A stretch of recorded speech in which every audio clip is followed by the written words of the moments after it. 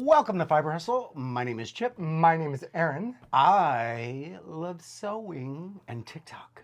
I love to knit and crochet. I'm decent in counting stitches, but I'm terrible at counting stairs. Oh dear. And you like to watch. You do. Your favorite episode, well, this is episode 53, but your favorite show, Fiber Hustle, episode 53. It is going to be your favorite episode. This is going to be your favorite. If you're new, this is going to be your favorite episode. If not, it's going to be, can we what? Can we tempt you? What? Can we tempt you with something? Yeah. Okay, so a couple of months ago, we had a podcast. I think it's been... We've had it for a few months. We've had it for a few months. It was back in May, but we also went over our Vegas trip, and we forgot something very important to share with you.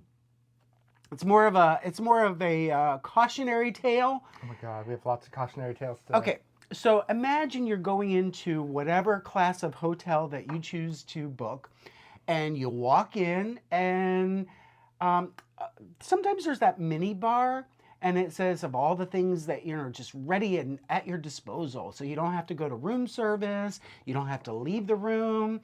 You could have everything that you need within reason at your disposal. So I walk in and I see the mini bar. There's your chocolates, there's your water. Pringles. And there's Pringles. The Pringles are going to be $17.99. That's expensive stuff. The chocolates are going to be $24.99. But there's this box. You don't touch it. There's a note on the tray of goodies. There's a note, and it's cautionary, and I didn't read it. So, nope. Okay, so let me see if I can quickly pull this up. There we go. What does this note say? Temptations. It says, please scan the QR code for pricing and view your menu options. Charges will be applied to your room if any of the items are moved or touched. I look at this and I'm just quickly scanning what's there, and I'm like, temptation. And that's all I saw. That's all I read. Temptation. And I kid you not, I did not see the Lovers kit. Oh my God, I was such a doofus. I touched this because it just said temptation. And I'm like, oh, what could temptation be? It's a Lovers kit. You have to explain it to me like we're not lovers. So then Aaron screams. Guys, we weren't even in the room for 2 minutes. Literally, I swear on this gorgeous face that we were in the room for like a minute and a half. He goes, what's this? And I picked it up. I picked it up to read it and look at it. What is temptation? It was tempting. It tempted him. So all of a sudden, Aaron's like screaming, we just got charged. And I'm like, what are you talking about? So yeah, anytime you move. So then we're at check-in. We get there right at 1 o'clock when you're allowed to check in. So we had to go back downstairs, and we're assessing this long line of people trying to check into their hotel rooms at the Mandalay Bay. They don't move very quickly. No. And so then we were like, okay, there's got to be somebody else. Well, we were lucky enough, somebody was going on their break, and I flagged her, and she's like, oh yeah, I'll go ahead and take care of this, and we'll get it sorted out. We were so embarrassed, and it was just like, oh my God, we moved the Lovers kit. Trying to explain why we did what we did. I did what we did. There it is. Like it was no we involved. So she actually sees us later in the day and flags us down. She goes, I just want to let you know I checked in on it and it never went off. The sensor never went off. And I'm thinking, oh, well, that's good. That's good. And then I'm thinking, well, damn it. We could have had had Pringles and temptation. I mean, look at this loot. We could have had water, Fiji water. It's one of the best waters in the world.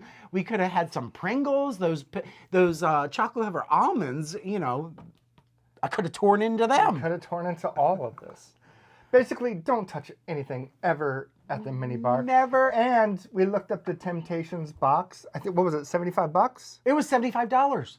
There's so many other things you can do for $75 in a little Temptations box. Just saying. We didn't even have a balcony to enjoy the Temptations. I know. And with that story, we booked another trip to Vegas in December.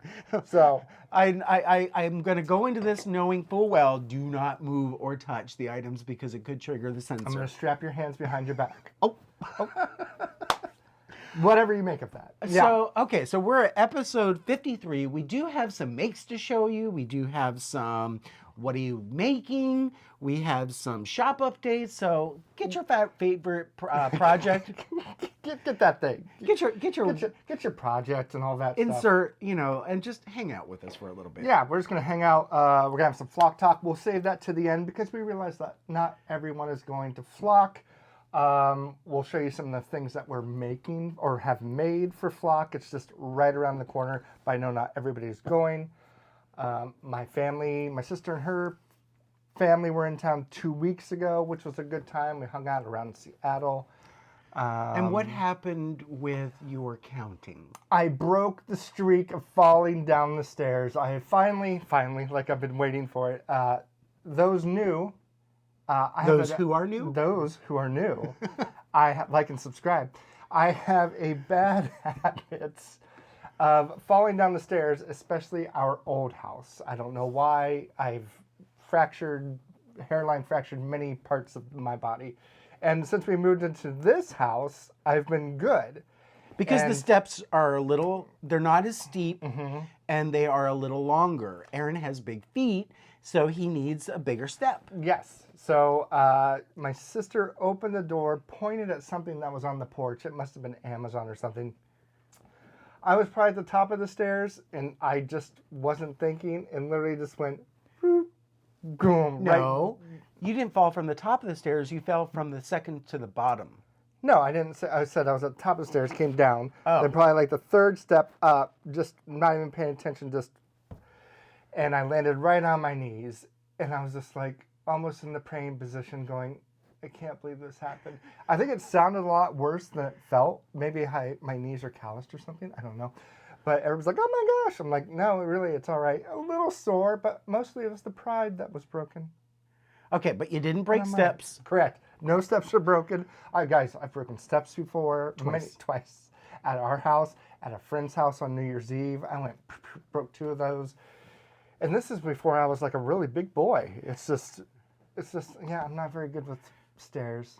So I'm not good at reading and not touching, and you're not good at judging walking. Exactly. I'm not good at walking or doing any kinds of things. But what are you good at? You're good at knitting. I'm very good at knitting. Yes, and you're very good at quilting. Are we just going to talk each other up for the next few minutes? Let's do it. Let's do it. Okay. Anything else that you want to cover over the last few weeks? Okay. So, for those of you who may have known this, I don't know how much whining, boo-hoo I have done, but I lost my Apple Watch and actually have found it, more than a month ago I found it. I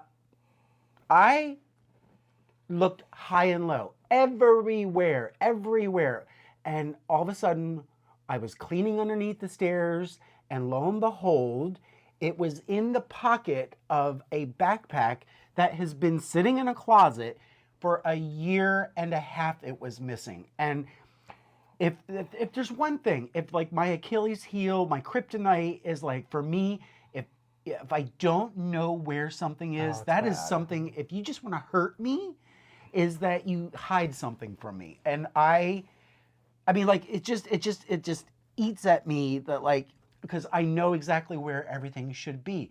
And for a year and a half, I kept looking in that rearview mirror thinking, where did my watch go? And all of a sudden, like, it just, I looked at it, and I looked up, and I looked at Aaron, and I said, you're not going to believe this. It was like the skies parted, and the heavens just shone down on me. It was amazing. When I powered it on, I had to charge it. When I powered it on, it was December 15th, 2023. So it was a year and a half that thing had been missing, and We it's found like, a lot of stuff that week, actually. yes, and it was like all of a sudden that week, 4 different things out of nowhere have just been just popping in. It's like finally, it's like these little gnats, these little blowies that are all around you. Blowy's nice. They're Australian and New Zealand. For Australian viewers, folks, you know, the the blowies. that are just all over. Yes. Yeah, it's like they've just been out, getting off my plate, and yes, I don't know who is it. Is it St. Anthony who is the? I was raised Lutheran. We don't have that stuff. Well, so I don't think. So there's the finder of lost causes or finder of lost things. There's a patron saint of that. Whoever you are, mahalo, thank you. But do they drive? While you're driving? Sure they do. I think it's St. Michael who's the driver. Oh, like for maps and stuff? MapQuest. MapQuest. St. Michael invented MapQuest? Yes.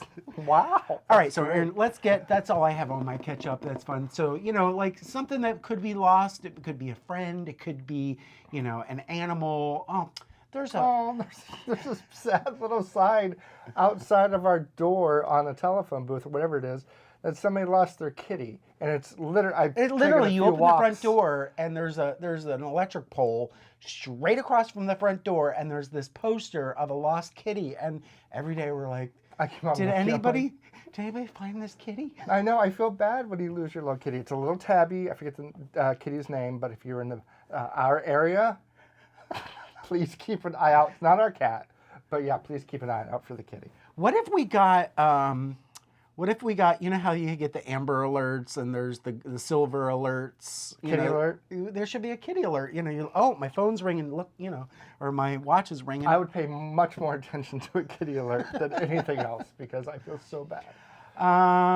Okay, so, Aaron? Yeah, that's me. You made that? I did. Hey, so I have a few you made that because I finished some things up the last few months. This one's kind of gorge. This is the Stripeometry Shawl by Stephan West. It's kind of large, so do you mind grabbing just a little half? That way we can put it up together. Holy heck, Batman. I know. Look at this thing. This is a pleasure to work on. It's like a geometric shape, and you kind of put some stitches on hold, then pick them up later, and it is gorgeous. Almost, it gives me, you can drop it now. Isn't it like a Vertices? It gives a Vertices Unite vibe, just the way adventure. Yes, I love that. I love that. It's a Vertices Unite kind of adventure because it's geometric. It's more triangle. Vertices Unite is very, I don't know what it even is. It's like a rectangle with some points like that. So all you need is 3 skeins of yarn. This is all Fiber Hustle yarn. The pink or magenta is Now That's a Pop. The blue is Hey Navy. And the gray is the color of Thunder. Can we show those colors? Yes, of course we can. Let's go here. This way? Yeah. So, yeah, Now That's a Pop, Hey Navy, and the color of Thunder. And basically what you're doing is you're doing a little bit of short rows, and you're combining some sections together. It's in 5 or 6 sections. The instructions are obviously wonderful because I don't think I've ever had a bad shawl pattern by Mr. West before. Is this the front or the back? This is the front. See, this is the back. You can see where things kind of come together there, and you can see where I tried to weave in some ends. I actually wove in all the ends. No, I wove in all the ends here. But yeah, so you got just different kind of stripes and different sizes to make this gorgeous shawl.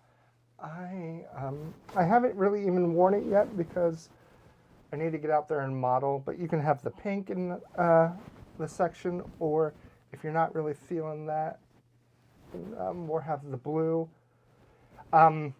It's really every pretty. single one that I've seen, there aren't that many of this one yet. They look so different just from the 3 different colors that people are using. This will take 3 colors, at least 285 yards to 360 yards. And then it's I'm trying to think, I didn't put what size of needle, but I want to say like a 3.5 or something like that. But it really was a joy to knit. There are some sections you're like, oh, this is kind of Montana. Again, Montana to us is like, oh my gosh, I feel like I've been knitting the same section for a long time. But then the payoff for any shawl like this or the Vertices Unite is just fantastic. So yeah, This is my I love it. Stripeometry shawl by Mr. West. And once I actually wear it, I can give you an opinion of how it really wears. And because Vertices Unite is probably just like Ray and Kevin. Well, at least I know Kevin is like, it's his favorite shawl. It's my favorite shawl because they all look so different. It fits just perfectly around my neck and things like that. So I'm really curious to wear this and see how it fits after a few wears. But yeah, fingering weight, perfect, really good shawl to make. Aaron, Yes, I love it. thank you. It looks like an easy shawl to wear. Yeah. And I like the fact that what you pointed out that like, hey, if you wanted just a pop of color, you could be putting that more front and center. And then if you want to do something a little toned down with just a slight pop of color, you know, how you wear it is really how you're rocking it. Exactly. I would love to see like an undyed yarn and a black yarn and a gray, just like literally a black, white, and gray. Sure. Just because I think Monochrome. that would look, yeah, monochrome. I think that would look kind of hot and kind of sexy, just like. I've got I think it I've got looks a good. test for that. You got a test Yeah, can we try a test? right now? Yeah. Let's do it. So this was going to be one of the things I was going to talk to later, but I think it could actually work in right now. So if you pull your Shawl. shawl, What would you like me to do? Lay it down? Lay it or- down. We're going to go okay. wide, and then actually let's just go black and white. Oh, look at you. I feel like I'm in like the 50s. Well, no, I mean, like, this is the fun thing that you can do. I have a, let's take black and white off, and let's go back to the main camera. So one of the things that I use when I'm trying to decide what colors to put it together, there's complementary colors, there's contrasting colors, but I think a lot of the times we forget about value. And I think Stephen West does an incredible job. I think he probably goes a little bit more rogue. He doesn't necessarily worry about value. So one of the things I use is just a red filter. And then you can actually see, like, okay, not just about the complementary colors or contrasting colors, but you can actually see, do I have darks? Do I have mediums? Do I have lights? And how does that work in the in there? So like if let's see, this is going to be completely a test, but like what if we just do a lens, a red lens? Okay, does it kind of work? It's like we're on Mars. Okay, so the red lens does the same thing here that you would see, but if you could just take your iPhone and put it on black and white mode, you can then see where you have. So you can definitely see, like here you have your dark, Yeah. and then you have your medium, and then you have your this is actually the now that's a pop, the pink Yeah. is really showing as the light. Because when they start to actually blend in here, like you can't really tell you can kind of tell it's striped. Right. But the Color of Thunder and Now That's a Pop are very similar in value. Right. So it's not that big a contrast as Hey Navy is. Interesting. Yeah, so I don't know if, like, do you knitters, do you ever play with value? Do you ever consider that? You are the one that tells me to do that. And I'll also carry, we have had red glasses that sometimes we would put on, or I would put on. To Yeah, kinda so get instead of color using value. this and like trying to look at your project, you have red lens glasses. I totally Ralphie'd it. I gave them away to so many people and left myself one pair, to which I loaned, and what happened? I Ralphie'd it. I accidentally stepped on the glasses and they broke right in half. But the lenses are fine. It's just they broke literally right in the middle. So when you put it on, you put one side on, then you put the other side on. And you can probably just, 50s nerd tape it? Yes. Is that why they taped? Oh, no, they taped it because of the nose, right? Yeah. Yeah, you can probably just do that. But look, you got all this new stuff. Why do you need glasses? Exactly. I mean, like, yeah. but you've always got your phone at the ready, and I think it's a good tool. And you said that you do use that exercise? I do use that exercise for, especially like shawls and stuff, just to kind of get a different color value. Now, not every time. Sometimes I'm just like, oh, I like these colors. But if a pattern specifically says have a medium or high or low contrast together, then I will play with it more like that. But sometimes I just don't care and want to do whatever colors I want to do. And usually it works out, but when it does specifically say this, I'll do the iPhone or the broken glasses. Or the broken glasses. Or the broken glasses, which I don't know where they are right now. It's okay. As long as you know, rather the glasses break than the stairs or you. Oh, thank you very much. Yeah, so that, I would suggest this knit. I would get, that's what we need, a rating system over here. Was it fun? Was it good? Did the colors go together? I give this, yeah, a good 4.5 stars. On the AB scale. On the AB scale, it gets 4.5 stars. From instructions to those are his the way initials. it looks. AB, yes. AB. So, yeah. Okay, AB. Google me. We watched a show. It's Dubai Bling. It's total trash TV. We got addicted to Dubai Bling. Dubai Bling, and this girl was put up with a matchmaker, and she ends up getting a date with this pro boxer, and oh my God, she tells him, he's like, oh, what do you do? And she says, oh, Google me. She said that to a few people though. Oh, you don't know who I am? Google me. And it's like, no. So I'm gonna start using that. Google Nothing's me. gonna come up, but still, I would like that to come up. Okay, AB. You made that? I did. Since I have a few more things, this is Bare Lights Shawl. It is a one skein shawl that you can make. A hustler actually made this, not this one, but a hustler made this pattern and tagged us in Instagram from a yarn that they made of ours. And I was like, you know what, that looks kind of fun. So I was gonna make it too. Do you know who it was? I do not know at the present moment who it was, but it looked great. Okay. But then not everybody wants to be mentioned. So this one is a one skein project. It has a lot of drop stitches and a lot of eyelets. If we can just zoom in real quick.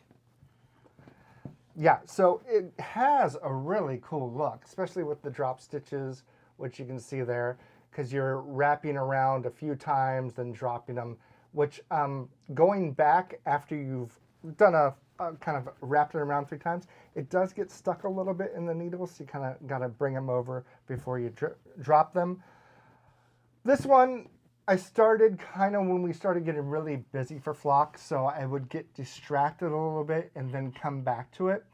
So it's the Bare Light Shawl by Joanne Bint. It looks great finished, but as far as me just knitting it and like, oh, this is tons of fun, it wasn't like my biggest fun factor, but the payoff is really good with this.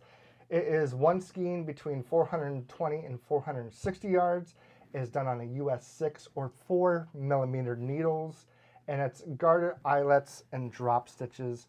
This is made out of my Erica Badu colorway, Baduism. The colorway is called On and On, but it's inspired by the Erica Badu album. And it does look good, Question. and it's great, yes. Well, no, I It's need a little bit more, not that we're getting into the masculine and feminine discussion, but a little bit more, I think, with the kind of lacy and drop stitches, a little bit more feminine than I'm used to. It doesn't have to be. No, it doesn't have to be. But yeah, I love this. And it's just knitting it was just not my favorite. And Question. then I got some booger items I want to share about it because I wasn't paying attention. So my question Yes. is on, we're going to need this. So these stitches here, is this what the drop stitch is? Yes. Okay. How hard is it to trust yourself to be consistent with how loose that is? It's not that hard because literally on this way, it's a paid-for pattern, but I think we all know drop stitches. A paid-for pattern, so you're wrapping your yarn around your needle 3 times, then on the way back, just dropping it. So it looks harder than it actually is. The only hard part is on your way back when you're dropping these, is it's so tight in certain places, the way that you wrap it around 3 times. It's just a little bit harder to move to off your needle. Got it. But it's my concern, not concern, my thing is I did too many of this length. I think there's 1, 2, 3, 4, 5, 6, 7, 8 There's 8 right here of rows. I should have only done 5 rows. 1, 2, 3, 4, 5, or 6 rows. So I went 8 rows, 6 rows, and when I got here, I realized I screwed up here, and then down here, I only did 4 rows. Because of that, I ran out of yarn, and I lost at Yarn Chicken. Oh, no. But it was like one of those most annoying yarn chickens ever, because, let's see what side it is. I tried to find a purple yarn that was kind of like this. So just right here, I ran out of yarn right here, and I had to use a different purple yarn to bind off. I'm so close. Yeah, but nobody's... You can't tell, but that's not because of the pattern. That was just because of my flightiness of in and out of knitting this thing the last, I think, month and a half. I would try to knit just a few rows a couple times a week when we had time, or just like downtime, because we've been working all day, and then like around 9:30 we're like, okay, let's have us time and like watch a program or something like that. So I would knit between like 9:30 and 10:30 at night, then put it down and not pick it up for a few days. But I like the idea that you did 6, 4, and 8, 6, and 4. So it should have been 6, 6, and 6. Yes. So that's 36. 8 and 6 is 14. Plus 4. So is it much smaller? No, I don't think it's much smaller because I ran out of yarn. I just think it's just different. I don't think it's smaller because it's rather large. Let's go this way. See, it's next route. But I love the way you can see it. Because that 8 and just the stitches in there. So if you have 8 plus 6 plus 4, that's 18. But if you had done 6 times, oh no, that's right. 18. It's the same thing. Duh. Okay. Math. Same thing, but then Chemistry. chemistry. Is it really chemistry? Yes. I thought that was like with liquids and stuff. I don't know if your chemistry method. I think you are telling. I'm sure tales there's of people school. yelling at the screen. The math is right. Well, anyways, the math probably mathed, but I did run out a little bit of yarn. But if you're looking for a once game project and you like that kind of look, I would suggest it. It's just you got to keep on not counting, but you're like, okay, this is a yarn over here. There's a couple slip-togethers. There's a couple SSKs. So I think I was at the moment was just looking for something I just wanted to knit. Some days you just want to knit garter or in the round for stockinette, and this wasn't like the way it looks, but just not my favorite knit. This wasn't like the way it looks. I like the way it looks. Oh, It just okay. wasn't my favorite Got it. like action knit. Yeah. I do care for it. Dude, he cares. I He care for it. cares. I care for it. Do you? I do that a lot. I noticed we get done talking about something and we say something else and I kind of come back and grab it again. I think I do that every episode. And then I drink things very quickly too. But yeah, so Chemistry. this is the chemistry is between us. Yes. All right. Chip, Yes. you made that? I did. So I was just I'm constantly trying. It's way over there. It's over there. I have to go get it. Okay. We will be right here waiting for you. Don't trip on anything. Here he comes. Okay. So Excuse. I am trying to be creative, and I'm just trying to, like, how do I spice You're always up creative AF. the chip baskets? And I came up with an embroidery that I tried. So in my process, your process. In my process, I ordinarily will quilt yardage onto the foam, and then I do my cuts. And there's really no good way to do, there's no really good way to do the embroidery until almost like the last step, when I finally have my template cut out and it's still just a flat surface that's quilted. Then the issue with this is the hooping, because it's like you'll notice that it's very cute, but it's slightly off center. But I love this idea of doing some kind of embellishment And what I'm trying to figure out now is to find something that'll actually I can pull off on the long arm. So once I get done doing whatever the quilting motif would be, so in this case, in this case, we have the winding loops, which are hard to tell because I just kind of did color matched thread. There we go. You can see it much better. But then we have this little guy, and this actually is an embroidery file that came with the software for my long arm. That software it works for both the long arm and it also, so there's long arm pantographs that are digital that you can say, oh, I'm going to do custom quilting, or I'm going to do edge-to-edge quilting, or that software will make embroidery files. So this little sheep was an embroidery file that I just put on my thumb drive and put it into my my regular sewing machine with the embroidery unit, and then I tried it. It's cute, but it's a little rough and ready. It's just a zigzag stitch that goes around and makes the form of the sheep, and it's cute, but it's not my favorite. But it was a great test.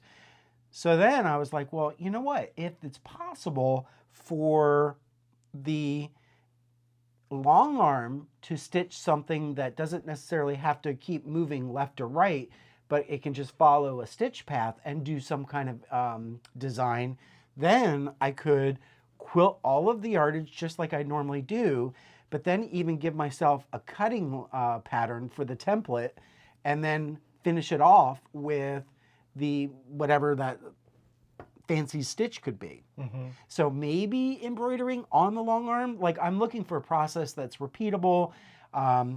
Doing it this way requires me to put a hoop on, and it's just like it's hard. It's not easy because you're just trying to get it precisely in the middle, and then the way that you hoop, it's just it's do not pass go directly to jail.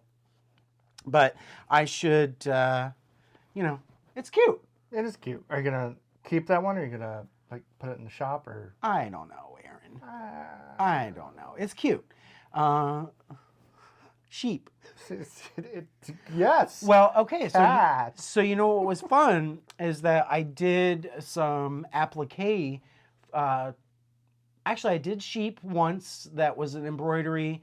And I did a few baskets, but unfortunately, it's just I don't have an industrial embroidering machine, so there's just no way that I can do that quickly. And it was like there was so many thread breaks, and it was just like, oh my God, I can't do this for production.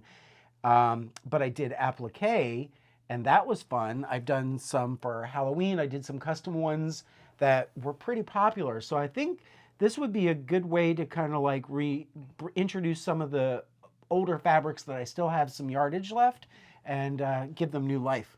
Nice. Love it. No, I do like it. It's very super cute. Little, a little chipette with some from socks, and you're like, it's woolly. It's woolly. We need one of Normie on there. That'd be, but I don't know how. I don't know how I could do that.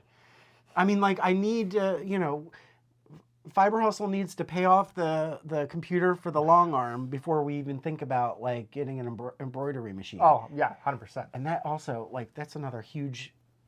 Yeah, there's literally we're running out of space. No more room in this warehouse that we can do that. Okay, so that's kind of I've been prototyping, and I'm like I have some pretty slick ideas up my sleeve, but I'm not ready to. They're not fully baked, but TBD. Stay tuned, that kind of thing. Love it. Aaron. Yeah. Do you Yes, I have one more. Okay. You made that? I did. This, ladies and gentlemen, is the Making Space hat by Scott. Is it Rohr? Rohr? Rohr. Rohr. Yeah. So it is a hat made out of German short rows, and it was kind of fun. Was this a paid-for pattern? This was a no. Okay. So at the time I got this pattern, some I noticed hat pattern people, especially like Benjamin Matthew Designs, they'll say, hey, I just created a new hat, here it is. And they'll give it for free for like a day or two, and then they'll make it paid for. So I got this at a time that it was a free pattern. It is on Ravelry, so I think right now it's probably 5 or 6. Benjamin Matthews just released a new pattern. I think he had his free for a couple days. So if you're seeing this like on a Sunday, check out his Ravelry page to see if there's anything on there that is free right now. But this is made out of, it's worsted. It's made out of Malabrigo. It's the color of ochre. And I do not have the teal color name with me right now.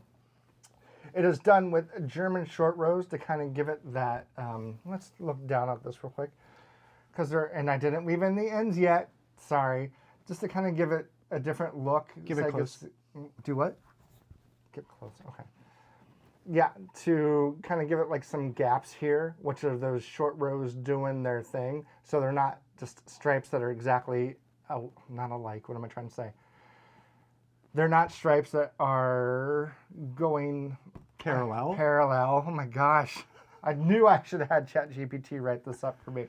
So yeah, there are some gaps. One thing that you know me, if you're not new here, I usually like a folded brim, so I probably won't keep this out. I might give it to my nephew because this doesn't have a folded brim. I could have made it, but I wanted to make it the pattern exactly what it asked for. So you at least need 142 yards of each color, a US 3.75, sorry, a US 7 and a US 5, which is 3.75 and 4.5. And I think it's, my head might be a little too big for this because I got I got a big noggin. So yeah, so hopefully it looks good the way it's. It actually, okay, so right here, like where this starts? it almost looks like the monkey's mouth, Curious George or whatever's mouth. Oh, okay. Where the blue is. Okay, nice. Yeah, but it was a super fast, super easy pattern because it is worsted. The instructions are written wonderfully. If you like German short rows, go for it. If you don't, just look them up on YouTube. There's several videos how to do German short rows. It's not that intimidating. And once you block it, those little little bumps you get from doing short rows will block right out. So yeah, I enjoyed it. It just might be a little tight for my head, but that's just because I got a big head. So yeah. Okay, so 2 things. 1, Yes. on the AB scale, On the AB scale, for a hat pattern, I would give this, well, the instructions, the fun was there. So the fun is, we've been watching a lot of, what is it? Ugliest House in America and some Zillow House at the end, you know, they're like the scary factor, the whatever factor, and they keep on doing that. So on the fun factor, it's pretty high up there. On the patterns, the way the instructions are written, that's pretty high up there as well. The look for me, AB, maybe not my favorite just because I like a folded brim, but you can actually add that. I'll give it a good 4 because the only 5 pattern I have for the hat is a hatch hat because everybody knows that's my absolute favorite pattern. So this is a good 4. Unless you are Scott and watching this, this is a 5. Loved it all the way around. Maybe I shouldn't do these kind of ratings because I'm afraid I might offend someone. Everything's wonderful. Let's see if the wig comes off. this is a recommended buy. This is a recommended buy. No, it was good, and it's super cute, and I think there's multiple sizes that you can do this in. So you can make it for a teenager, an adult, a small child, all that kind of stuff. So yeah, it was good. The interesting thing, until I actually saw this, and this is not the first time that you've made this hat, correct? This is the first time I made this. Okay, then this pattern's been floating around for a while. That's why. This pattern I have seen all over the house.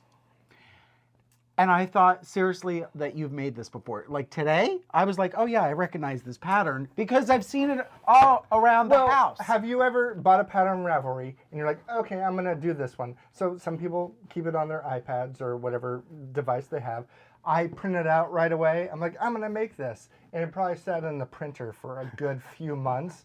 Then I came back to it. I was like, oh, I'm gonna make this someday. Then it gets moved from the printer to somewhere else that you probably see it.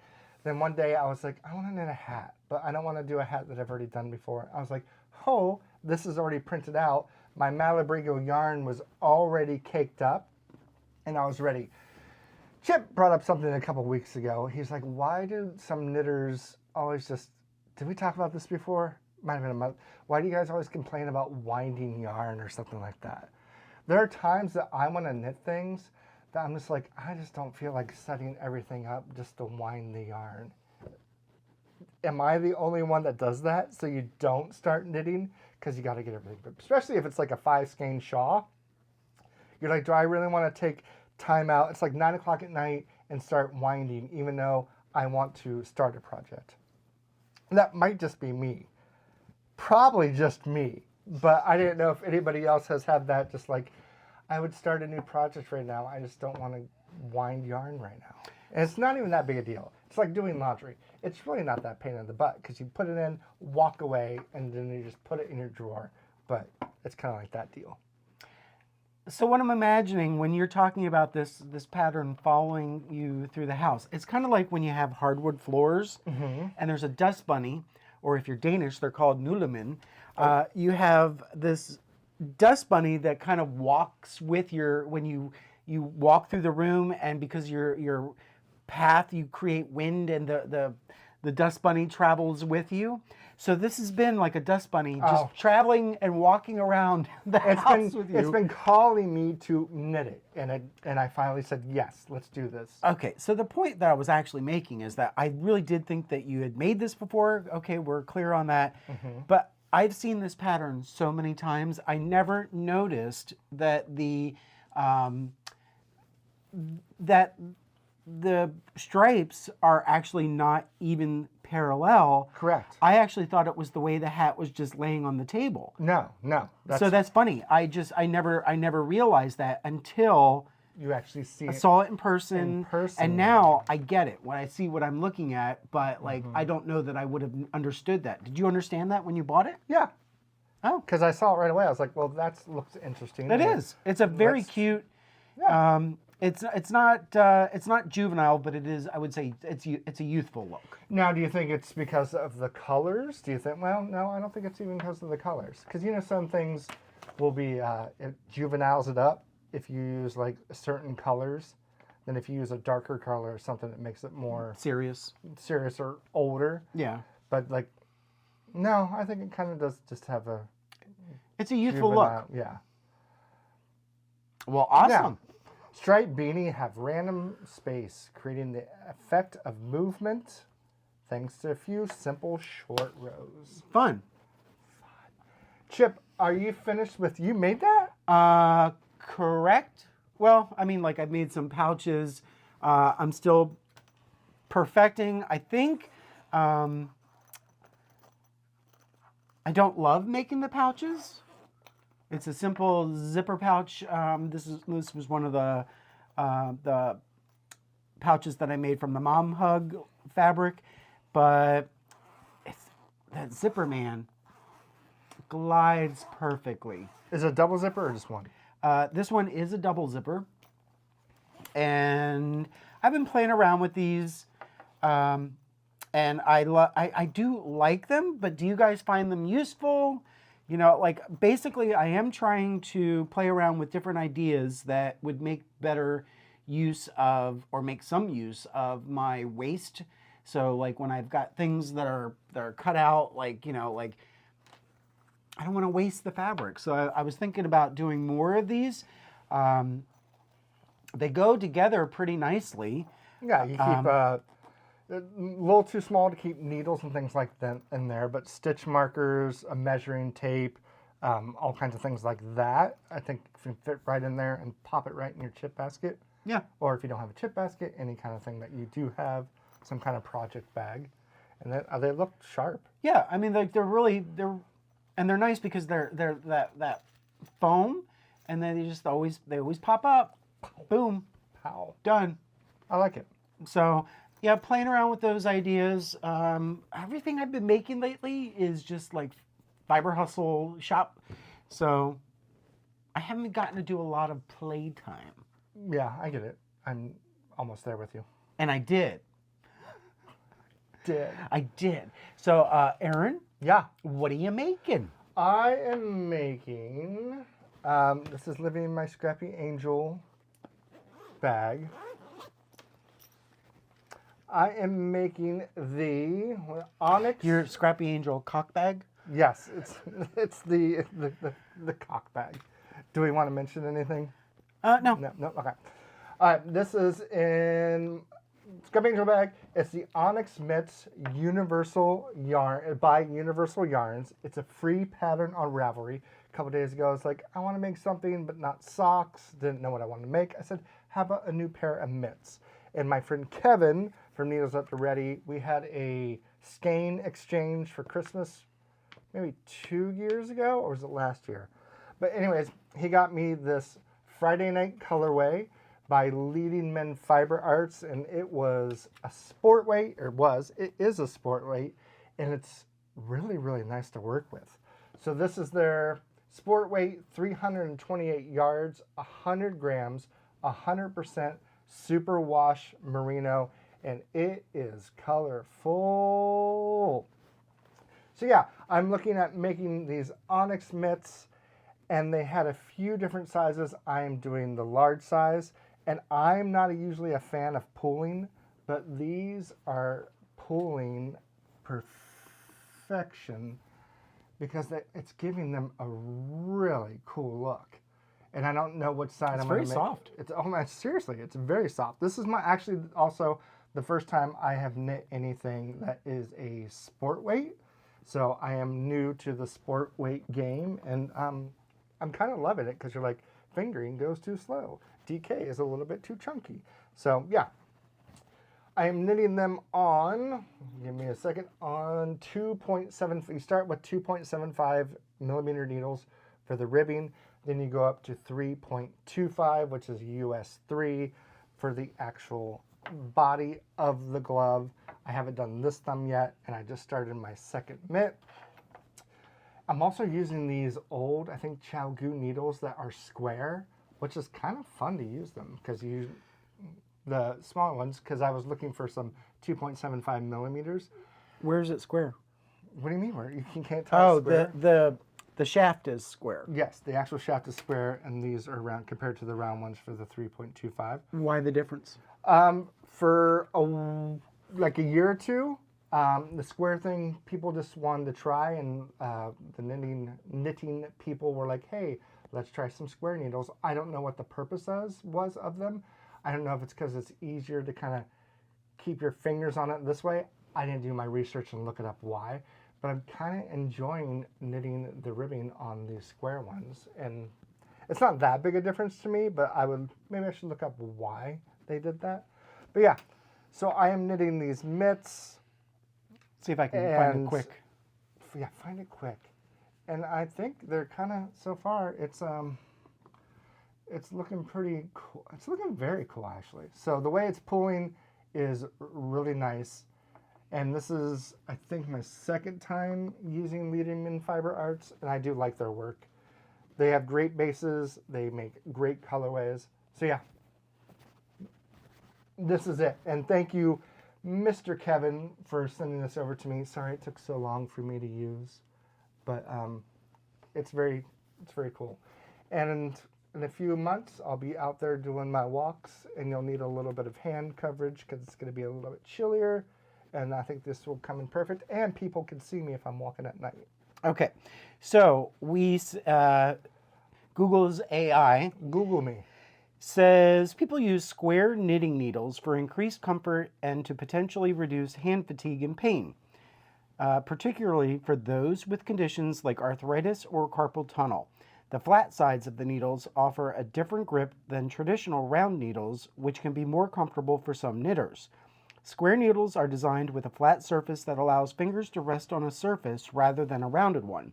This can reduce pressure on the nerves and joints, potentially alleviating pain and discomfort. The flat sides, and that's, so they have a detailed explanation offering ergonomic design, reduced hand fatigue.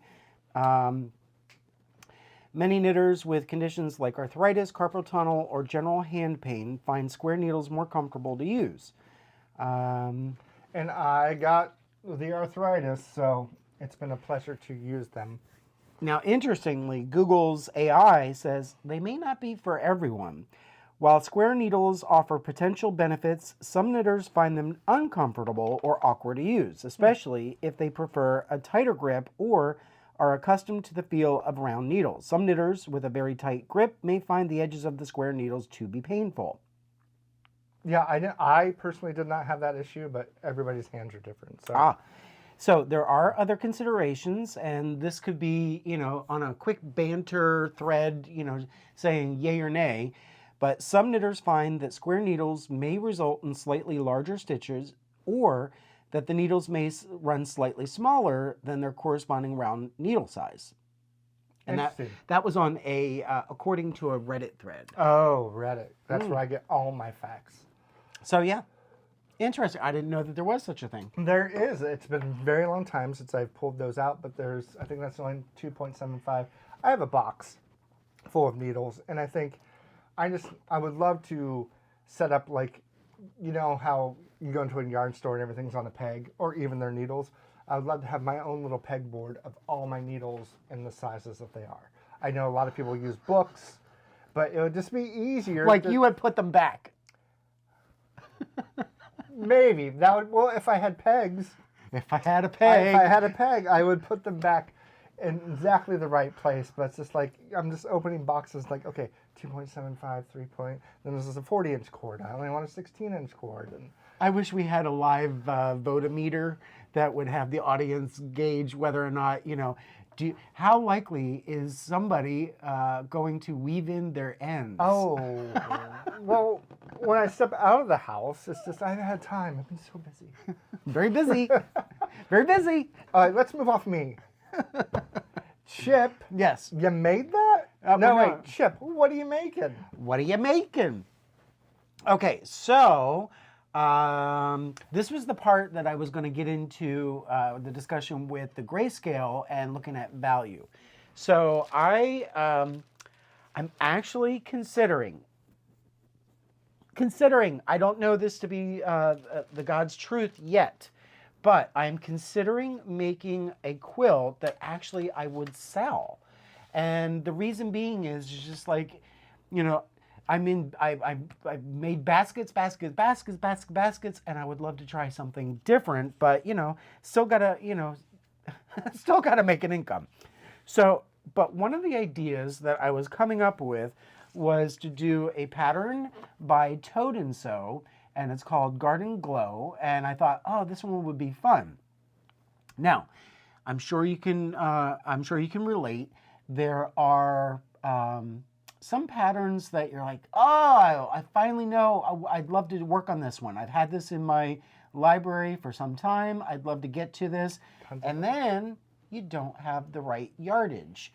So you're looking at like, oh, what are the possibilities? Now, I'm somebody who I can kind of, when I imagine something and I'm looking at like what the color possibilities, patterns will come with a color sheet. I don't know, this one, I think you have to actually download theirs, but it's just a black and white outline of it, and you can kind of color, but then you need pencils or you need markers or something, or like maybe there's a program that you can work with. I tried, they're on Quilting, and that allows you to recolor, but I'm just not really having a lot of success with it. But this needs 6 different colors, and 2 of them I just don't have the yardage. And then because this one has a primary and secondary designs, if you can kind of see, there's that really dark blue circle, and then there's a lighter circle just next to it. You really do need to play with the numbers. With the color yardage. So you can use any colors that you want, but you really do need to use the yardage that they're recommending to achieve these primary and secondary patterns. So I finally was like, you know what, I can't do mental gymnastics. But this one, also by Toad and Sew, is called the Joplin quilt, and I'm telling you, this one looks even more fun than the Garden Glow. This one, likewise, I don't have the yardage, but I can add yardage and like add another color. And somehow my brain can work with this one. I can really envision what I'm going to do. This one doesn't have the same amount of secondary patterns that can be achieved through color. So this one I'm playing with, and I'm totally loving what I'm coming up with.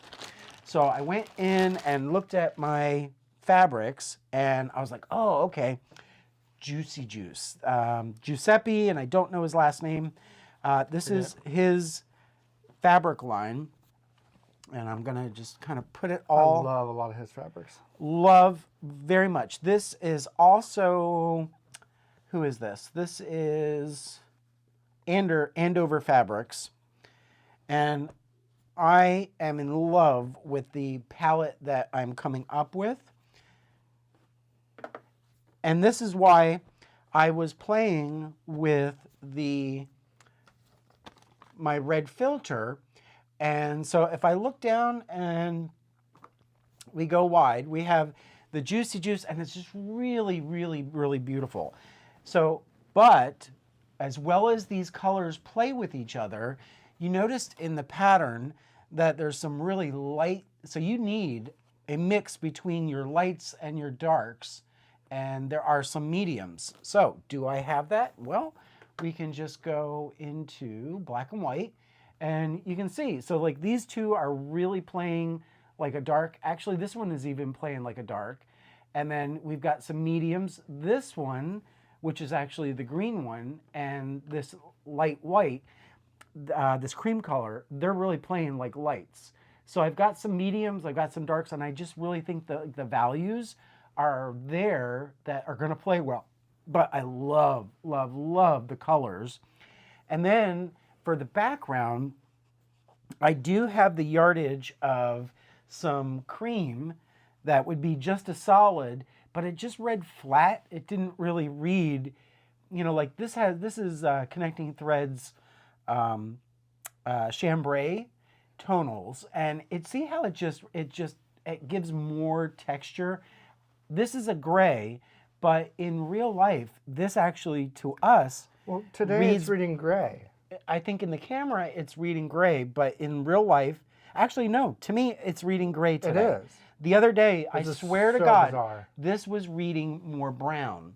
And then when I was talking to our friend Carrie, and I was talking about it, you know, we all know about 50 Shades of Grey. Get the jokes out. But there are so many different grays. And this one in particular, this is what Carrie explained, is more of a warm gray, whereas I have this other one, and see how this is a cool gray. There's a lot more maybe white in it. And the interesting thing is on the selvage, for any fabrics, most good fabrics are going to have on the selvage, which is this little strip that may give the information about who, can I zoom in? There we go. It'll give you who the designer is, and then this is actually a line from 2018. But then in here, it'll actually give all of the colors that appear in this line, in this fabric. So this one, there's actually 17 different fabrics in this. Colors. I'm sorry, yeah, colors, 17 different colors, and you really can pick out. So if I was going to pick some solids, or I was going to pick something else out to go with this, I could just say, oh, I know that this is going to match, this is going to match. So with that in mind, even on Connecting Threads, they have theirs too. So you have this really dark, and then number 3 here is, can I do this here? Number 3 is, now it's showing a little more brown. Yeah. Which is what, even though this is gray, it's a warm gray, and I really do think that it'll play nicely for the background of this quilt. So my eyes are thinking this is brown now since you put that gray basically, ladies and gentlemen, we brought this out a couple days ago, and we're like, this looks more brown than gray. So we had like an hour long putting it in the sun, taking it everywhere. It's like, okay, this looks more brown. The neighbors with their family came over a couple days ago just for like hellos, and 3 of us thought it looked more brown. 3 of them thought it looked more gray. Yeah. Today, during this show, it looked gray to us until you brought that other fabric and put it here. Now, when I say brown, I'm not like talking like brown, but then once that other gray was introduced, now it's back to looking more brown to my eyes. It's like that dress a couple years ago. Is it white or blue? Literally, it's having that effect. So, well, yes. And so when I was looking at this pattern, I definitely said, you know, I have some cream solid fabric that I had the yardage, but it just looked flat, and I don't mean this in a snooty way. It looked cheaper. So like with this, it has the texture, and I just feel like I just felt like this has a richer, because these are all prints that, you know, they have some. It just doesn't. I didn't want like a flat cream background to say, because then my other fear is that this is more modern because I used a solid fabric. No, I like this because this is really, I get more of a Southwestern vibe from this, and I don't think it's just because of the coloring. The design of it is kind of Southwest too, but I really like where I'm going with it. I feel like it's going to have more of a more modern, but I don't want to go at like, oh, it is modern because I used a solid fabric, if that makes any sense. So I'm waiting on, so then I ordered, you know, I went to Connecting Threads, and thankfully on the selvage, I did have the fabric number. And then when I looked up online, I'm looking at the fabric and I'm like, it's gray. It's gray on the monitor. So you know that when you look at your iPhone, if you look at your iPad, your TV, or your computer, you may have 4 different colors, and it's kind of like scratching your head.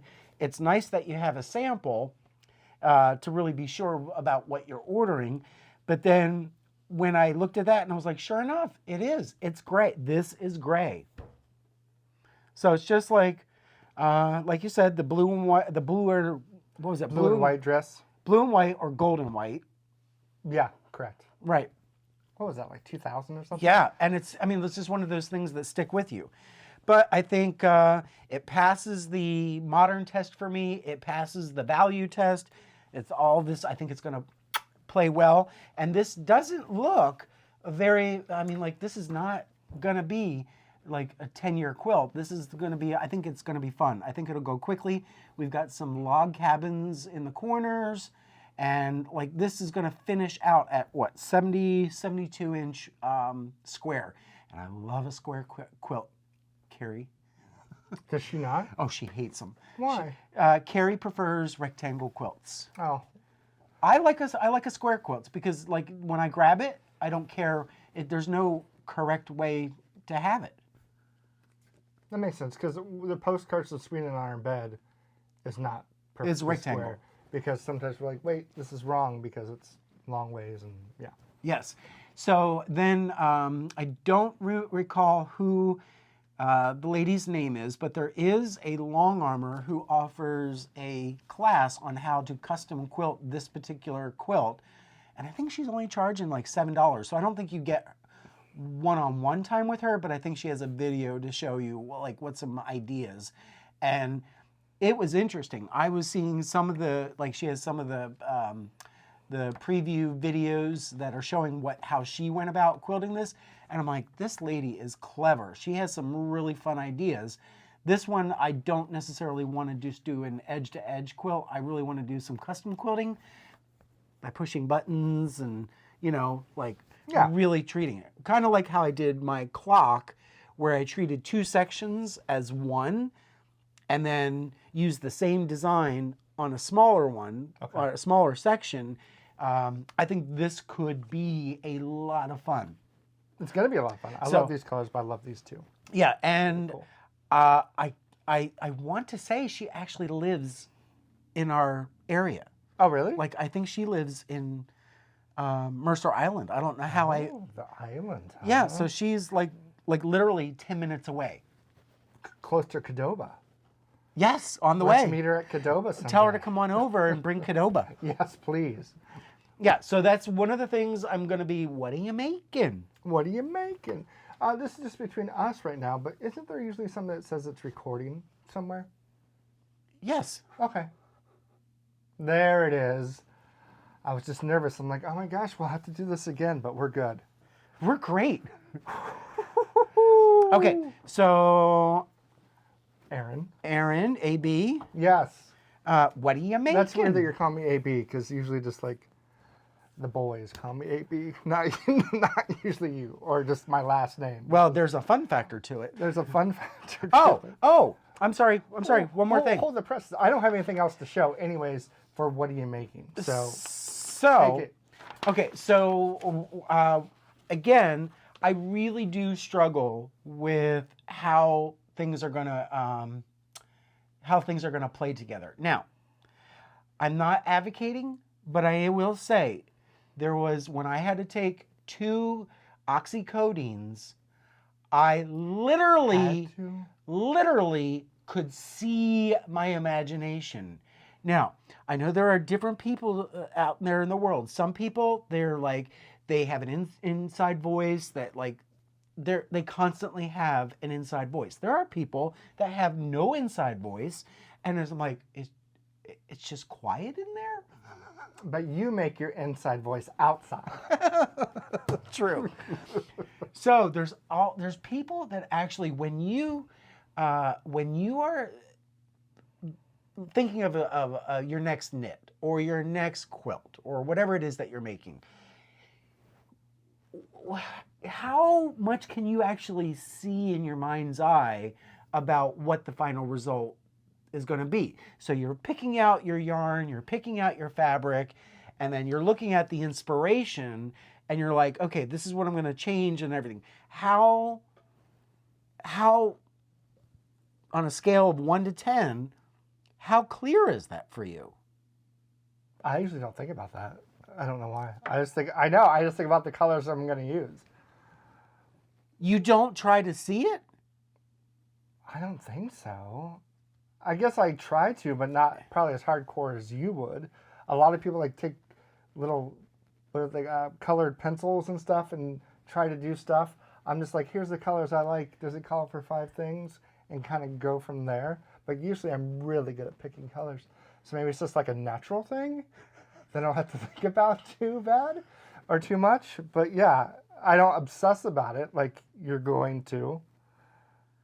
It's a degree of confidence. If I can see it and I'm like, okay, I can confidently, because I can't frog things. I can't uncut fabric like you can. So I have to know what I'm getting myself into. True. And that's okay. Yeah, I mean, there's no value judgment on it. I don't probably put as much thought into it as I can see most son of a biscuit. As most people probably think. There's a lot of times I just get really lucky. So, but then there's people probably think some of my stuff is heinous, and to those people I say, you're incorrect. But yeah, most of the times my colors are just, I have a palette of colors that I love the most that I know are going to look good together already. And every once in a while, I'll venture out for a pop of something. So. Okay, so this would be a wonderful, wonderful, quick little, icebreaker conversation to have with your knitting friends. I would be keen, out of all your friends, to see or hear what somebody who is colorblind, what they, like in this process, like. You can ask Raymond. So, like if you're like picking out, you're like, oh, I think it's like, you're like, are you painting by number, or are you like, how do you? Because a lot of people will just do WYSIWYG, which is what you see is what you get. If they see a pattern and it calls for these colors, that's what they're going to do. They will not stray from it. Oh yeah. And that could be from decision, fatigue, where they don't want to make any decisions. They just want a pretty, project to work on. And so they're not trying to reinvent the wheel. Then there's other people like Joanne who in a million years, they don't want anything that's already out there in the world. They want to do something that put their stamp on it. So in that process, I'm like, I didn't buy her kit. So I'm working with what I have in my stash. And I'm thinking, okay, is this going to work? Is it going to look good? So Quilt ink is what Toad and Sew, so the designer said, oh, you can do a coloring sheet on this website, Quilt ink. And I played with it. Oh, fun. And unfortunately, there's some drawbacks, and I've even changed the design since making this.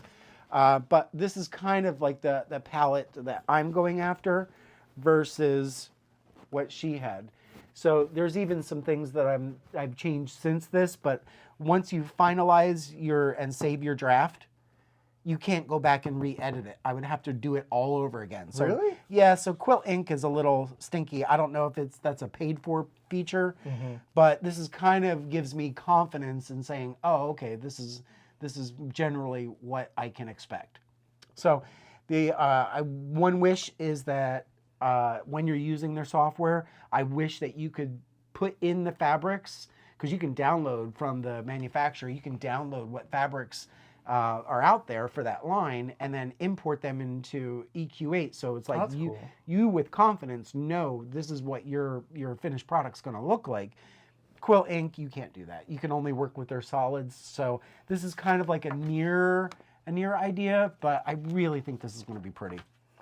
Maybe my retort should have been different, because I don't think I've knit anything that takes more than like 3 colors for a very long time, like a 5 or 6 skein thing. So maybe especially a colored sweater yoke or a shawl that requires that many.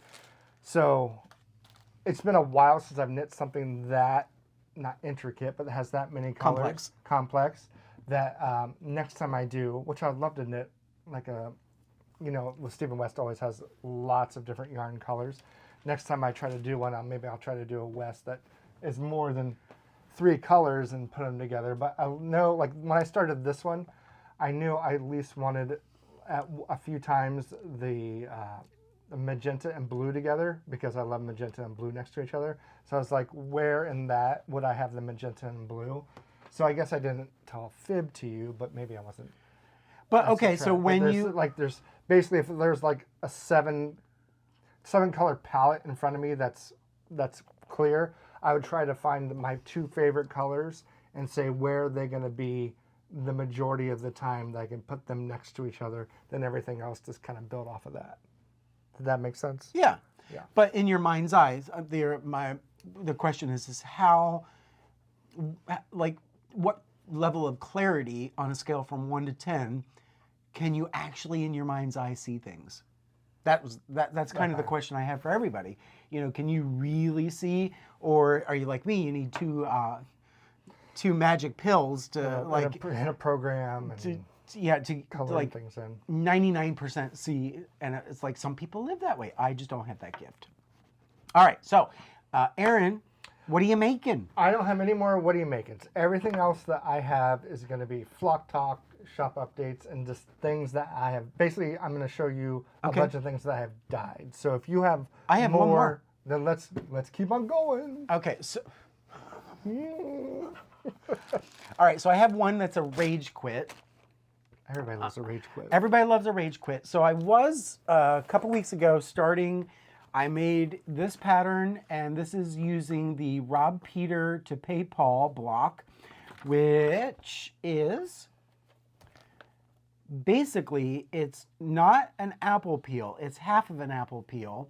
So the yellow is one half of the peel, the blue is another, but it has, what you wind up with is either a blue center or you wind up with a yellow center.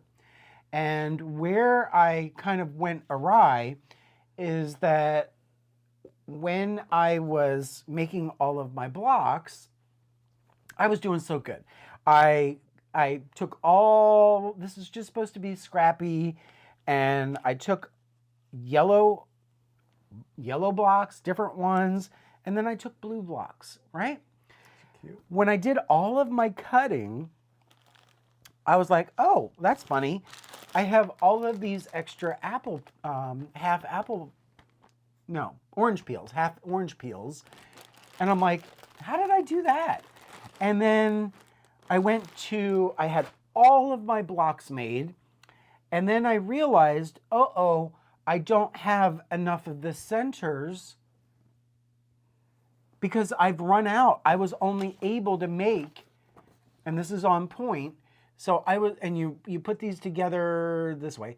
You put these together in strips. And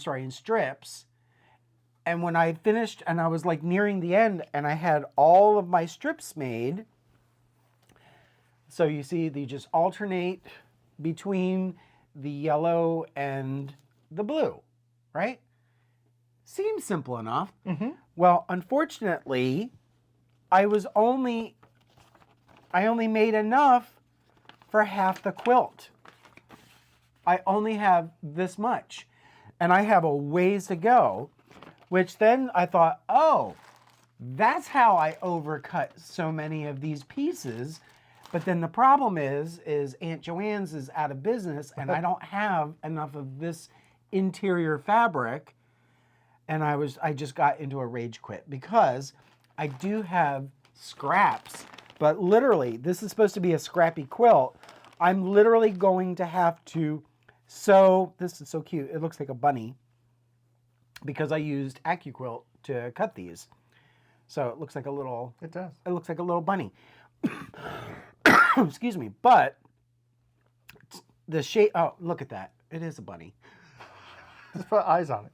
Yeah, but what I'm gonna have to do is sew these together big enough so that I can cut more of these inside pieces, and it just pissed me off. It was like I have things to do. I was really trucking along, and all my curves and the blocks are still square. Like, I'm doing a good job until I hit a wall. And I couldn't go any further. So the backup plan is that I do have this fabric in more of a brown tone, but I just think that would look weird with the blue and the yellow. So I'm going to do my best to get this to work. Otherwise, I'm going to have to just do something different.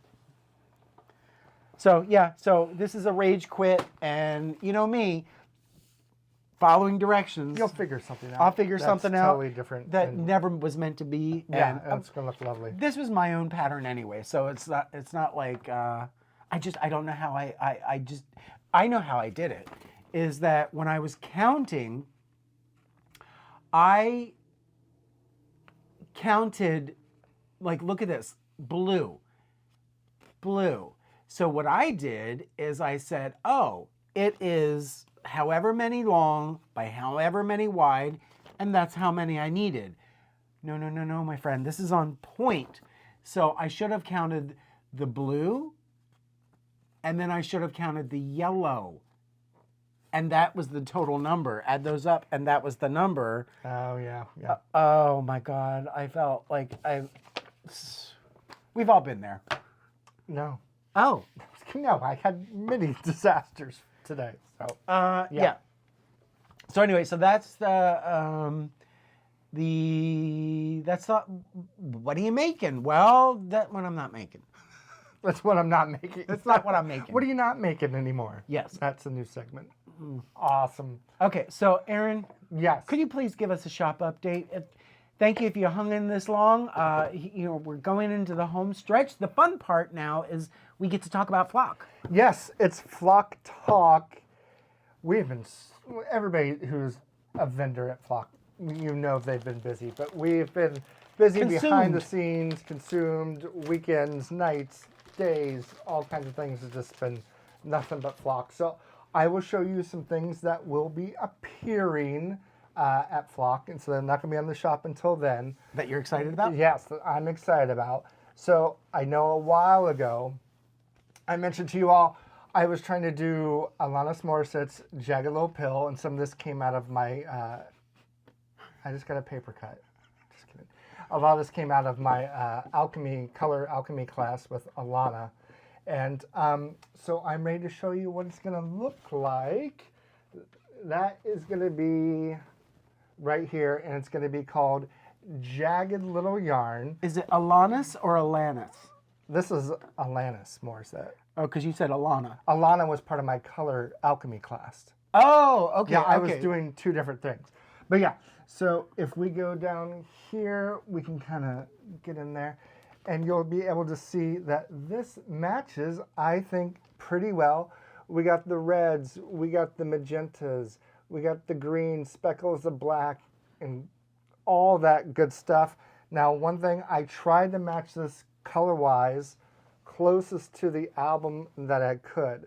So if you notice, there's going to be a big white section, and then we go into the green and blue and black, and then it's going to end up kind of like that, which I am very excited for you to all get this in your hands.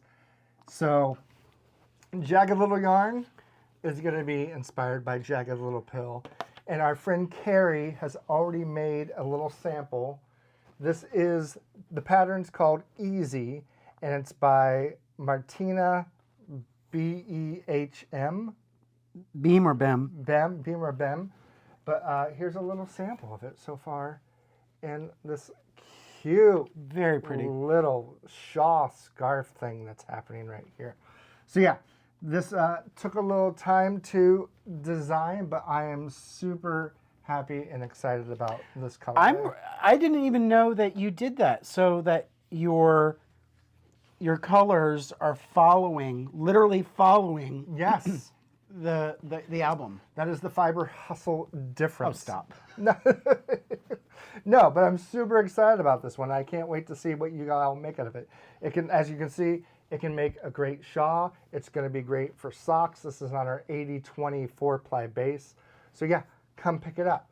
Do I keep on going, or are you going to show some stuff, or where are we at with you?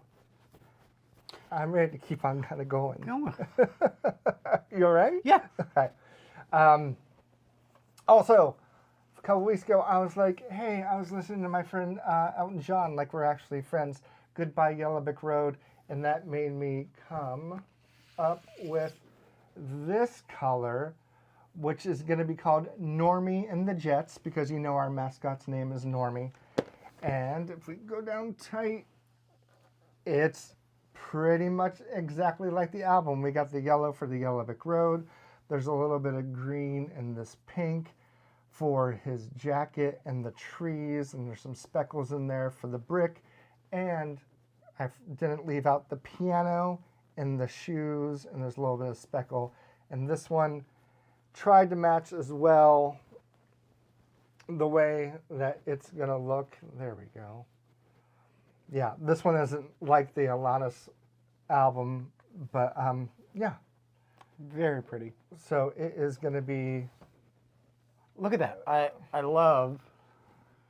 Even you got some of the dark in there. It's very pretty. Yeah, I did some speckle in some sections, a very light speckle in some sections, just to make some pops come out. So yeah, that's what this is gonna look like, and I was very excited about this one too. So you used the same strategy when you were dyeing to like? No, not necessary for this one. This one I kind of did a different strategy of kind of putting it together like this, and then this kind of going left to right. But I did the bricks. If you notice, the bricks start at the end. And then, well, I guess I kind of did, because I did the bricks, and then I went into the grass right here, then to the Yellow Brick Road, and then I did his shoes and the piano here and the jacket, and then back to the brick. It really looks, and Yaern. And I noticed that I oversaturate a lot of things. A lot of my colors are super saturated. So I've been kind of playing around with different things to like bring that saturation back just a little bit, because you can't always have everything on a 10, like Journey and colorways like in Boston. So this I was just like, okay, I'm gonna make it a little bit more even in polite. the inspiration, these are muted pastels. Yeah. So, And I usually don't do pastels, but this album was just calling me when I was, I'm just going to do this on the actual skein twister and not do it right now. But yeah. all right, so those two. Do you have more? I have a few more, but okay, let's see. Yeah. Listening to Madonna, Like a Virgin album. This one doesn't have a name yet. Well, I want to show it like this, and I'll put her down. I want to be taking it to my face. Yeah, so Madonna, Like a Virgin. It's probably, there might be a little bit of glare. It's kind of a black and white, but a little bit of browns, and there's a little pop of blue right there. I usually kind of just do, I would have done a little pop of blue, but I wanted the blue to be more.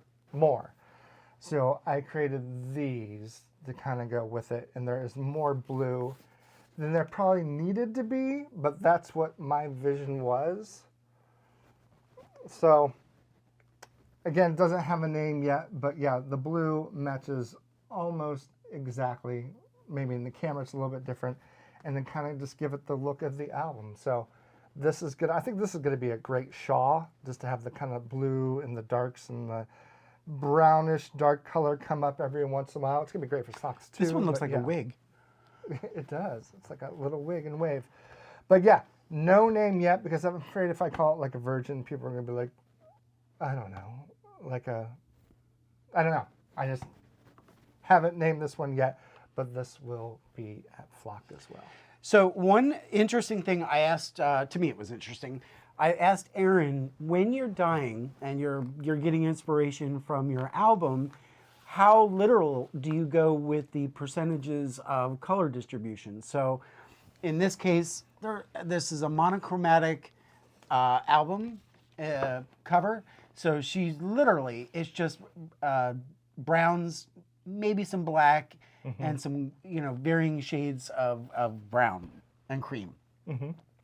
Then you've got like this little pop of blue, and he said, well, the amount of color distribution really is just left up for interpretation. You could go quite literal and like have one little speckle of blue, but then in this case, it might look like an accident.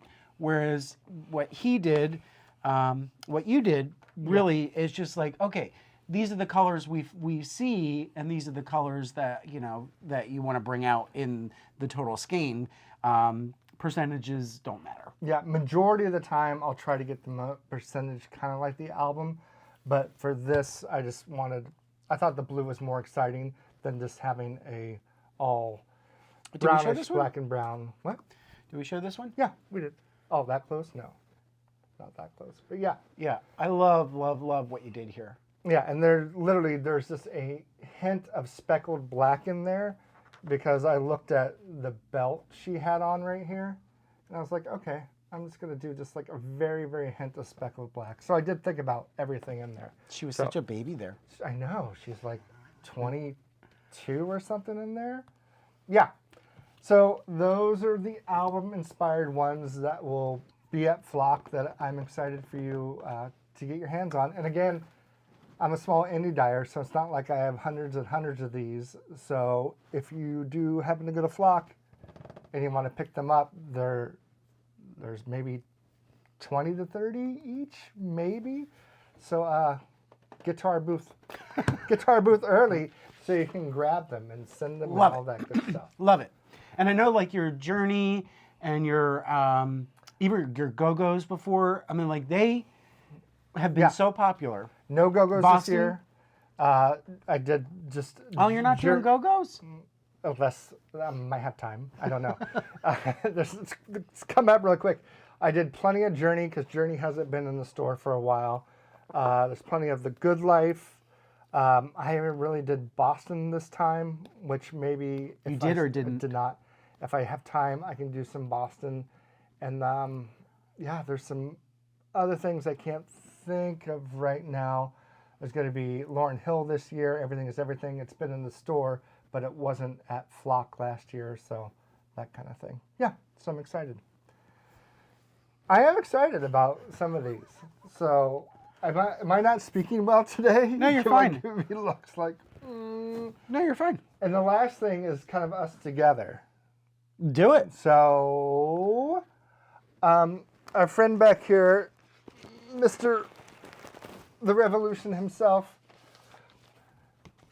Purple Rain, one of the best albums ever released ever. Chip has created a chip sack. Chip basket. A chip basket inspired by Purple Rain. And I have just done a small handful of yarn inspired by Purple Rain. I tried many, many, many times to be, I'm inspired by the album, trust me. But I was like, how can I make it like, I tried many different variations, and then I finally came down to it. So if we can turn it around, my inspiration is more inspired by Chip's basket and the album. Oh. Because if we look to the sides, we have the flowers that are sitting here, and then obviously we have the purple cover. I'll tell you where I started. I started with the purple that is actually in the Purple Rain and the yellow. I don't know if you can see this. Let's look at that. So if you notice, the purple is this, and then the yellow. I was like, what if I do a purple skein, which very closely matches that, and then the highlight yellow for the accent. And really, it's not pretty. So I was like, this isn't pretty. No one is going to want to knit this just because it didn't have any excitement to it. So what I did is I took the flowers, and then I took kind of the purple of the chip basket that you're about to see. I speckled around the color of the flowers, and then I layered some purple on it just to kind of give it. And once Chip shows its basket, it'll make more sense of where my inspiration came from. So yeah, Chip, let's see that basket. Oh dear. 54 isn't looking too far in the distance. 54. Episode 54. Oh, 54. Okay, well, are we canceled? No. All right. So, yes. So, where's the album? Oh, sorry. Literally, we're giving you the Prince album. Realness. So, we have. My gosh. The ridiculous. purple.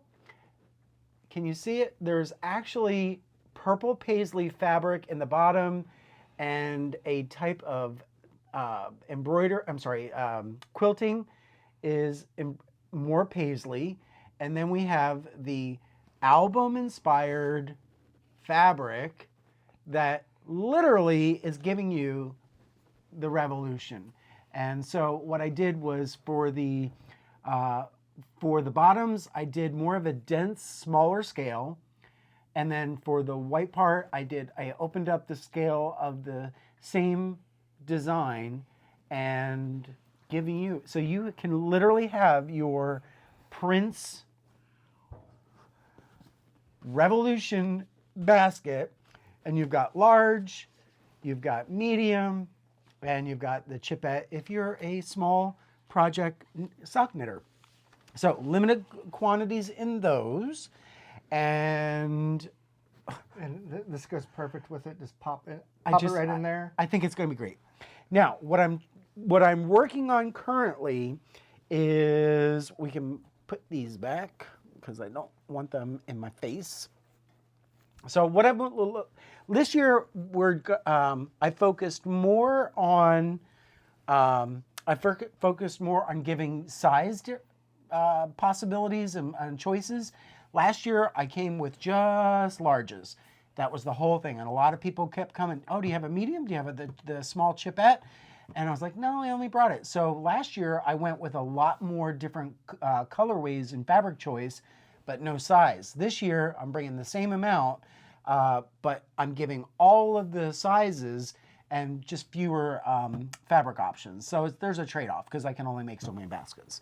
But flock, ta-da-ta-da-ta-da, we have the Pacific Northwest inspired chip basket. This is the Flock 2025 chip basket. And I am so excited about this. This is the first one I've ever deviated from the canvas and give you a pop of complementary fabric lining on the inside, both of which are quilted. Here you've got the winding loops, so if you're on a trail in the Pacific Northwest, kind of gives you that vibe. And on the inside, you have your geometric quilting, which matches with this kind of plaid fabric. And I'm very, very in love. Our friend Carrie over at the Creative Obsession, she went shopping with me, and we both landed on this and saw it like, there it is, Flock 2025. And it's 100% Pacific Northwest, which is you perfect. know, and that's what you're coming here for. Exactly. And it may be that, like, you know, whether you're in the Rocky Mountains or you're, you know, it's not just Pacific Northwest, but it is like if you're traveling to the Pacific Northwest to come to Flock, maybe it's your first year, you know, it's a nice keepsake. Like, oh yeah, remember when I went to Seattle, or as we like to call it, Seattle. Yeah. So I love, love, love the way these turned out. You've got your 3 different sizes again. So you have your large guy. Yeah, large, medium, and the small. And then what I'm working on currently, and I've got to get myself down to the finish line, is we are going to offer some lavender sachets that are going to be in complementary fabrics. So these, I ordered pounds of lavender, and they smell so good. I could smell it from before you even brought it over. These are little lavender sachet pillows that I've made, and these are just, don't worry, these are not what you're going to wind up with, but I'm going to have some of the white, and then I think I can come up with some of the purple. So if you get like a medium or you get a large, you'll get 2. You'll get 1 of each, free with purchase. And then if you get, same with the blue, the Pacific Northwest one, Flock, you're going to get 1 of the plaid, and then you'll get 1 of the blue. So we're doing gifts with purchase on those. And then if you do the little chipette size, you'll get 1. You'll get 1 single sash. But it's a way of saying thank you, and, you know. And it smells good. And it smells good. What I've heard is that lavender is, you know, it's calming, but it also is good for your knits. Like, apparently the bugs don't like, you know, the moths don't like the lavender, so like maybe it's a good thing to put in your project. Yeah, we've never had a bug problem, so nope. Maybe because of all the lavender that's in the house. Oh, and sweaters. Oh, so cute. Oh my God! So I did I only have these in the chipettes. There's like maybe a dozen of these. There's the knitted stitches, and so I'm trying to learn how to do some more custom quilting when I'm doing my pattern, but you've got some knitted stitches, if you can see that. I don't know how long of a difference, like these took a little bit longer, but I think it was worth the effort. With the knitted stitches, or the chipettes take longer? No, the knitted stitches. Okay. But I think they're fun. I mean, like, who doesn't want a little knitted, I know. a little knitted sweater when you're making socks? And you released Poolside this week. That's actually in the store. Oh my right? God! So where is that? we literally have gone bananas, and those have been shipping out.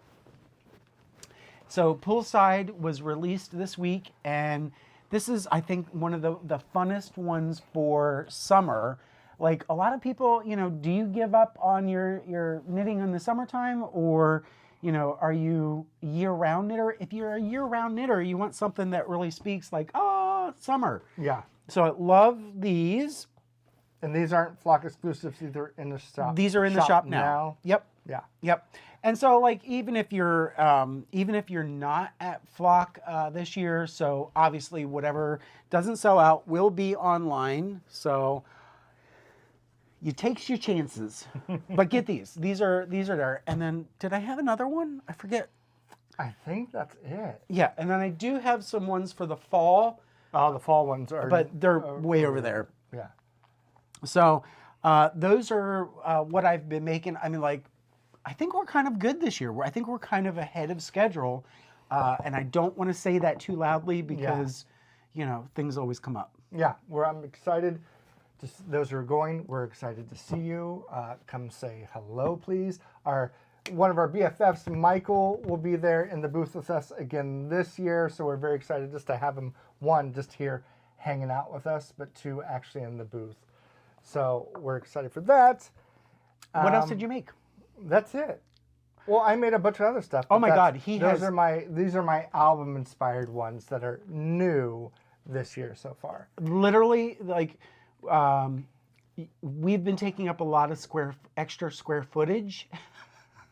Yeah. So yes, we're gonna come very prepared for you. And like part of me is like, oh gosh, I'm just happy I'm done dying.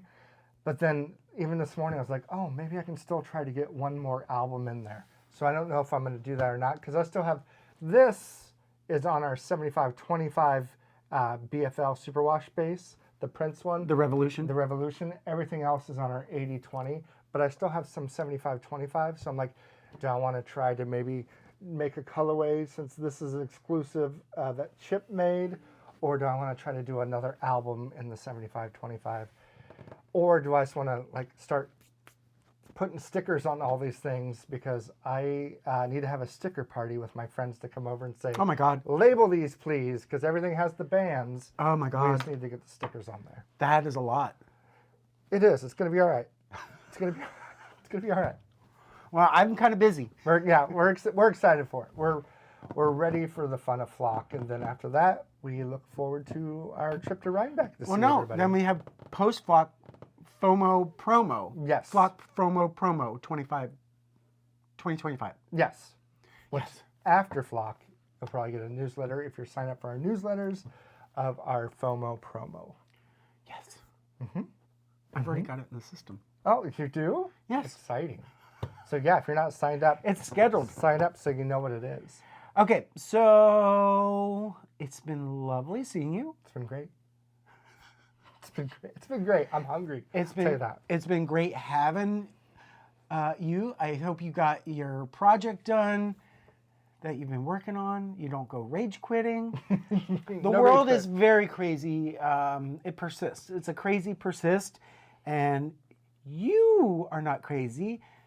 We all are crazy. We all are. It's just too much. It's always a new day. Everything's too much. It's a new day. Yes. Every day is a gift. All right. Thank you very much for tuning in. Yoann, play us out.